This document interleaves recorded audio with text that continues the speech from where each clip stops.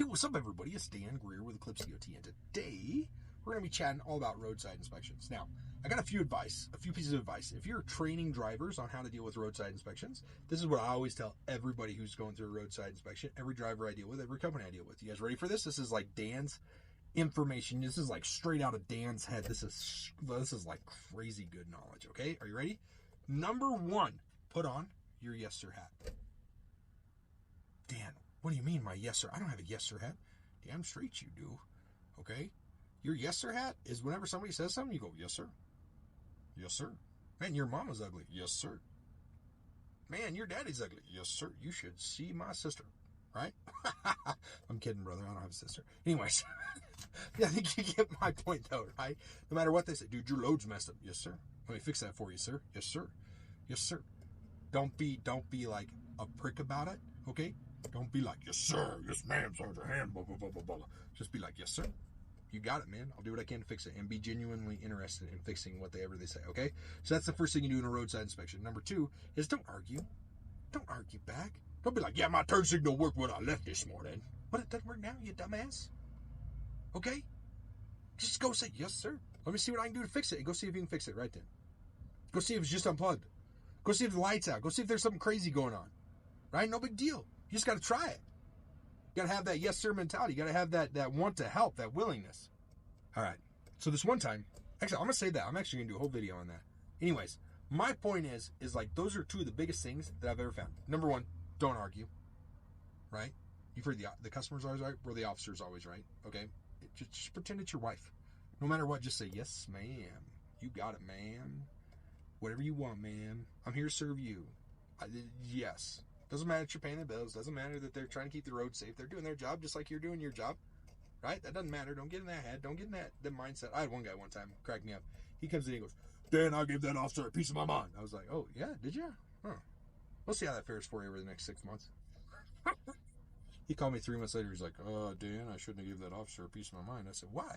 He goes, I get pulled into an inspection every time I go by now, and it always finds something wrong with my truck. Yeah, because you were a prick to the officer, and they have authority, and they like that authority, and they will exercise that authority on you. Don't be a prick. Be nice. Put on your yes sir hat. Boom. Step number one. Yes sir. That's it. That's my tips for passing a roadside inspection. There's a lot more. You can check out a blog. I got a whole blog on them, eclipsedot.com. I think it's roadside inspections if you check it out. Great blog on it. All right. Chat with you guys later. Bye.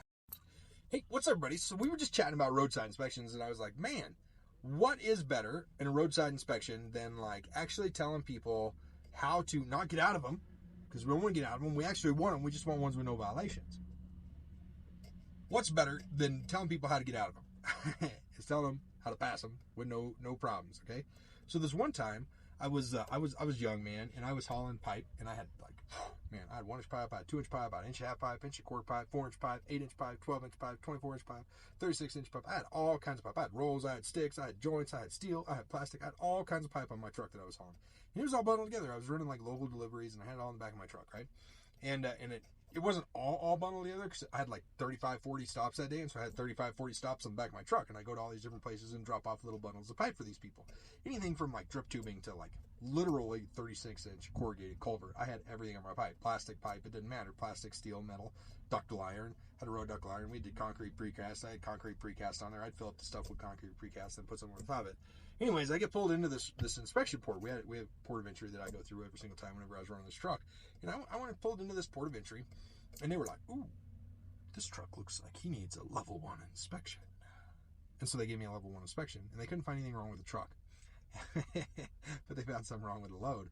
I had like 25 straps thrown on this damn load. There wasn't a freaking thing moving on it. And the guy comes in and he goes, this bundle, the strap doesn't go over 2/3 of the edge of it.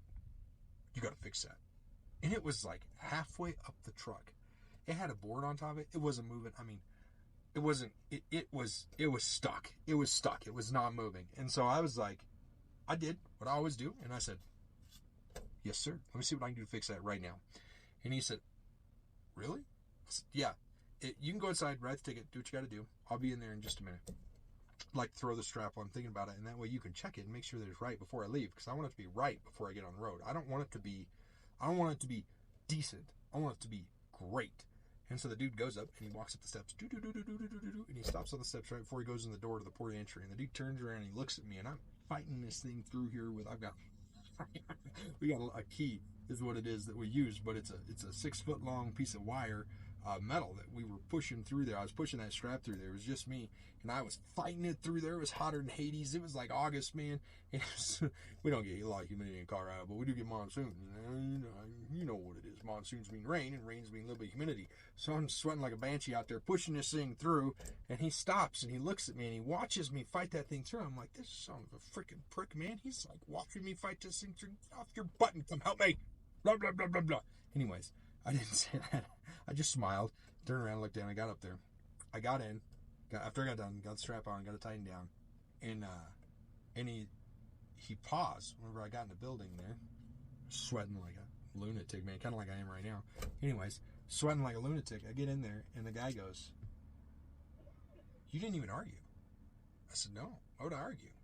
You're the guy who knows what the heck's going on. I'm just a driver. I don't know much. Like, I'm trying to learn. I'm just learning every single day." And I said, "I guarantee I won't come through here with that same inspection violation again ever in my life." And the dude looks at me and goes, "Well, you ain't going to get that violation today. You worked yourself out of that violation and that load securement ticket because you actually hustled. You tried, and you did fix it. It wasn't like, should I fix this? It was fixed. And you didn't grumble. You didn't do anything except for smile, say, 'Yes, sir,' and ask me if I would come look at it after you got it fixed." And the first words out of your mouth when you got in here is like, "Okay, would you come look at this before I leave? Let's get this citation out of the road. Let's get this violation out of the road." He's like, "You just worked yourself out of it, man. Your attitude made all the difference in the world." And so what I want to do is I want to tell you that if you're training people on how to get through some of this stuff, your attitude on training them makes a big difference. And your attitude on their attitude makes a big difference as well. And so I want to encourage you to help them get their attitude in the right direction. Okay? And know that attitude makes all the difference in the world in inspection. Now, if you got junk crap, you're going to get violations. Like, I'm not saying you're going to get out of violations by having junk crap and a good attitude. I can go smile if I drive a hunk of crap, and guess what? They're still going to shut me down. But if I got something that's on the verge, maybe it was a little bit of an error on my end, and I got a good attitude about it, and I'm wanting to help, and I'm wanting to fix it, they're going to be more willing to work with me. And if you can teach you guys how to do that, you'll be better off. I know this is a little bit longer one, guys, but I hope you enjoyed it. We'll chat with you later. Bye.